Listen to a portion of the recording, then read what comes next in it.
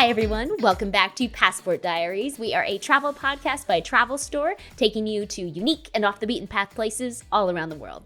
I'm Jackie, your host, and actually on today's podcast, we're not going to a specific place, but instead we're going to talk about what it means to gift travel for the holiday season, for honeymoons, etc. We're going to talk to a few of our advisors who have had several clients, many clients in fact, give the gift of travel and how they actually go about doing that in the real world. When I read a couple of articles about people leaning more towards giving experiences as gifts this holiday season instead of material goods, I was wondering how people actually do it. Do they give certificates to anywhere? Do they do full itineraries? Do they do just plane tickets? How do they actually do it? So our advisors, we have Patrick, Tanya, Julia, and Michelle, are going to share some real world experiences of, or examples of how their clients have gone about giving travel and ideas for you. And then we're of course going to finish with if we gave our advisors a blank check with flights covered and hotels covered to anywhere in the world, where they would choose to go in 2026 if they had the gift of travel. So let's go ahead and jump in with Julia, Patrick, Michelle, and Tanya. Open-ended, why do you think people are starting to gift experiences? I feel like since the outset of COVID, we've become a lot more experience focused versus materialistic. So I do feel that that whole environment refocused us and made us not take travel for granted as much anymore. And you definitely see a lot more people traveling with a lot more enthusiasm these days. And can't think of anything better to gift, in my opinion. And as a mom of two small kids, they have enough stuff, right? Like stuff, we're surrounded by stuff. They don't need more of it. So taking them on a trip, wherever it is, Hawaii, Colorado, or Ireland, right? I've done all three with my kids now. They remember that so much more than whatever they're going to open up for a birthday or a holiday. So I just think that it's the memory of it that sticks a lot longer. And I think a bit more, I guess, a cynical version of it is that social media, I mean, everyone's got this keeping up with the Joneses, and you see so and so is going to on an African safari. And so, what do I want to do? I want to outdo that. So there's a bit of showing off on your social media and getting the photos and the experiences more than showing off your, I don't know, new boots. And luckily the good side effect of that is even if you are trying to keep up with the Joneses on social media, if keeping up means going to Ireland and getting into cultural and going to, all kinds of sites, I think that's better than trying to keep up with like the latest fashions. So, Agree. There's a win there. Well, and travel and experiences give you the feels. Stuff does not.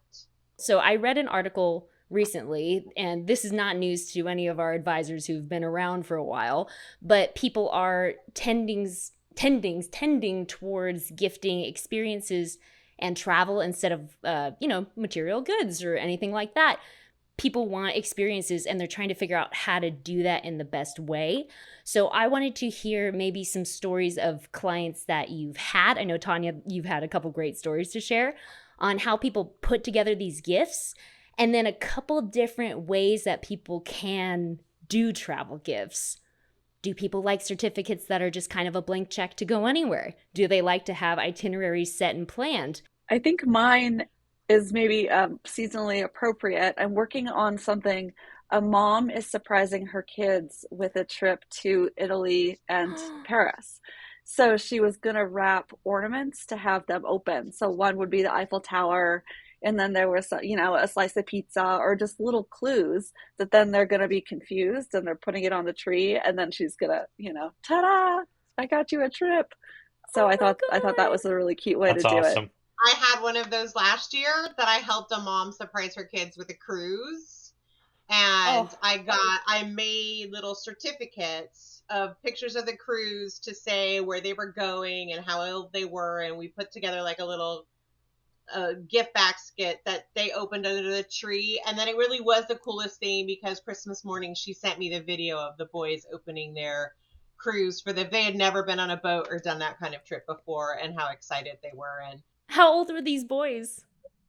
10, 12, and 7. So Oh, it they really was like we got like a little Lego set that was a cruise ship for the cruise line, and the like boarding pass. So it sort of said where they were going so that the kids could ask questions and be part of the process. And it was really cute. Has anybody had somebody surprise a spouse? I've had mothers and mother-in-laws surprise honeymoon couples. Oh, Um, Several of my destination weddings in the process. One of the fun topics that you have with brides and grooms are they going to have, they're going to share the same room on the night before the wedding.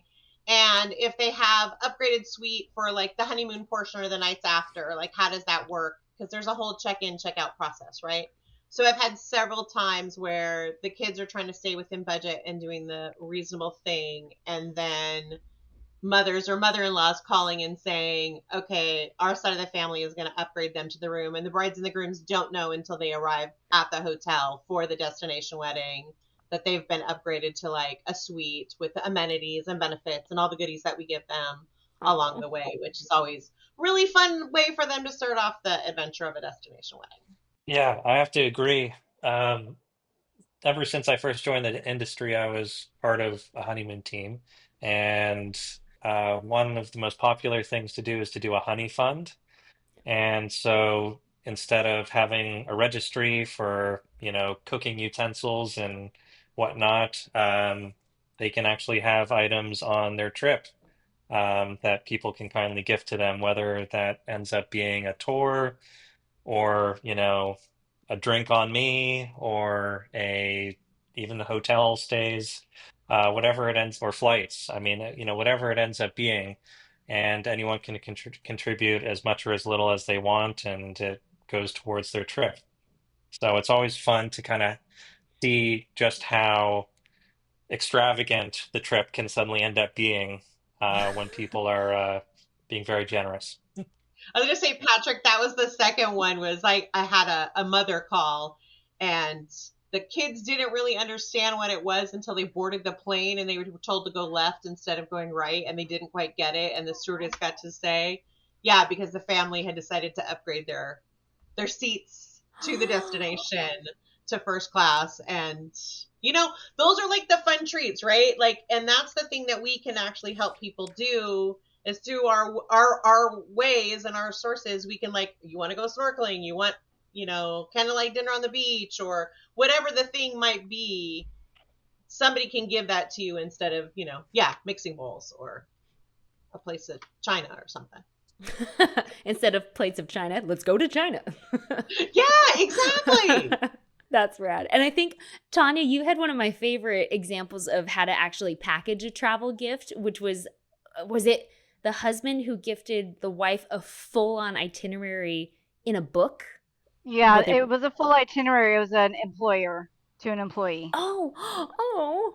And he was very specific about what he wanted. He wanted a destination, like she didn't get to choose where she went. He wanted her to go to Paris very specifically over the holidays. So he picked the hotel. And the only thing that she got to pick was kind of the air schedule, but we presented it as a full and complete itinerary. Yeah, it was great. I still talk to her. It was one of her favorite trips. Yeah, I've done a similar thing where it was a company giving a retirement gift to someone, and it was an amazing golf itinerary that I put together for them. Had given parameters, and then it was given to them as retirement party. So that was lovely. I actually have an anti story. I have a Ooh. cautionary tale, and how, you know how they say hairdressers or, bartenders know everyone and know everything about their clientele? I think we do. So I had a husband that wanted to gift a trip to his wife. And as we started planning, I knew she was going to hate it. It was not the right thing. And I knew it. And I was like, well, I think maybe we should tell her. I don't know that this should be a surprise. No, no, it needs to be a surprise.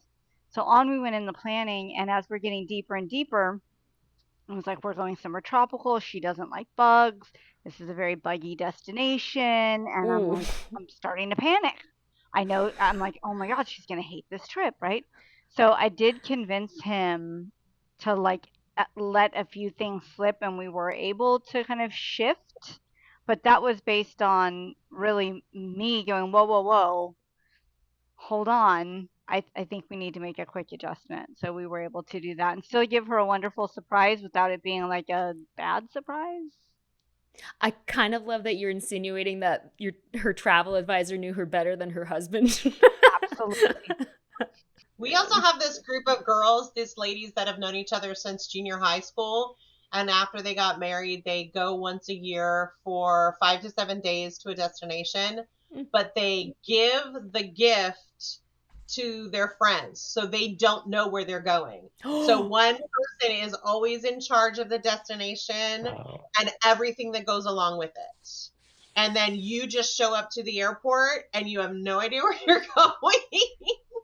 That That's sounds cool. like so much fun. And it's completely a surprise. Like, you're kind of told, like, and we've done a few of these for these groups of ladies. So, like, sometimes we're like, okay, it's beachy and tropical, so make sure there's bathing suits and sunscreen. Or you're going, because we have to give some parameters so that they know what they're packing, but it's very, like, oblique.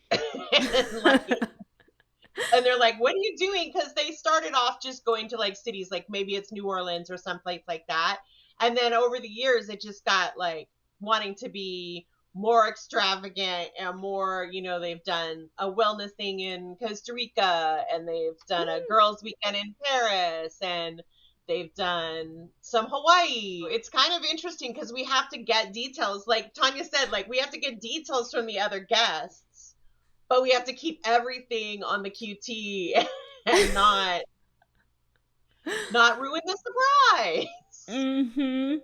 Do you guys ever have people who it's their first time that they want to give like a trip or something to someone, and they're really nervous because they're like, will they use it? Will they want to go? And everything is a surprise, as you've been saying, so everything has to be kept under wraps.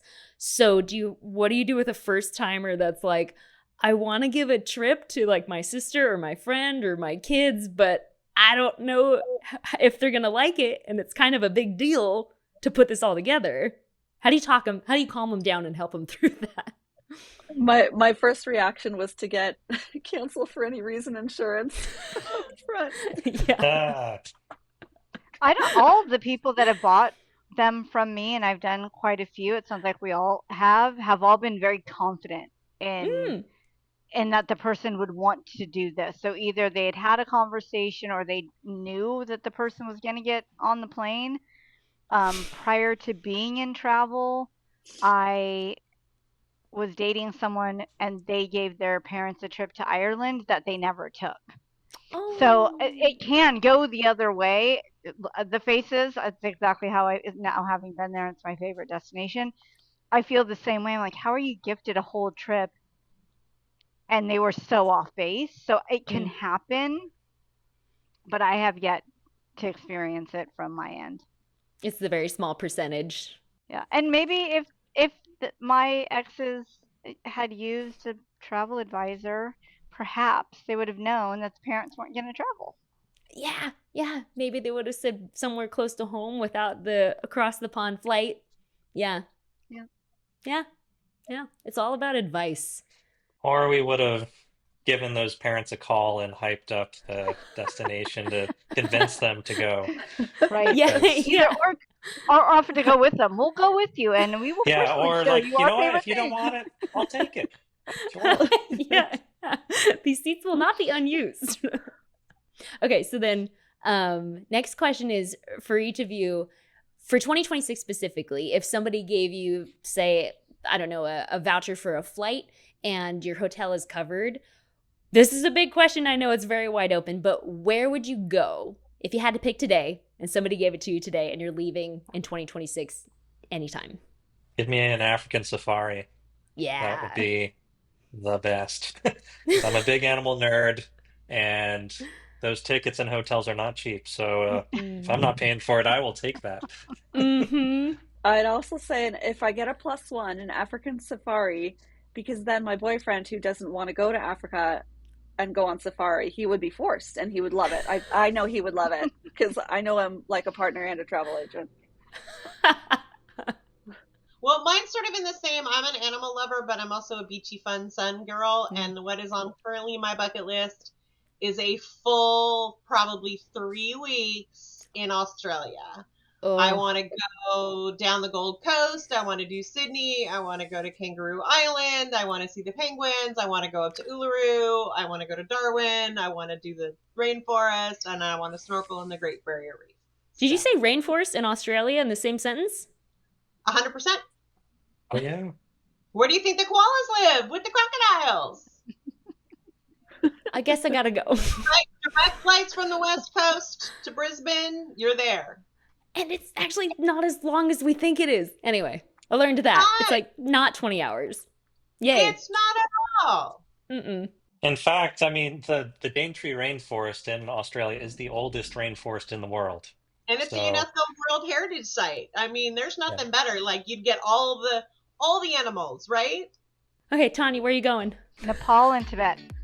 Ooh, yeah, that's a good one. I'm on an Asia kick. Maybe Bhutan. I mean, if I've got a blank check, like I'm hitting all 3. All right, I change. I'm going with Tanya. Thank you, everyone, for joining us on this special episode of Passport Diaries, and especially thank you to Patrick, Michelle, Tanya, and Julia for sharing their personal experiences helping clients do the gift of travel for honeymoons, for family gifts, and for the holidays. For more travel information and great travel stories from our advisors, don't forget to follow us on YouTube, on Spotify, on Apple Podcasts, or pretty much anywhere that you get your podcasts so you never miss a stamp in your podcast passport. Thanks, everyone, and until next time, safe travels from all of us here at Travel Store.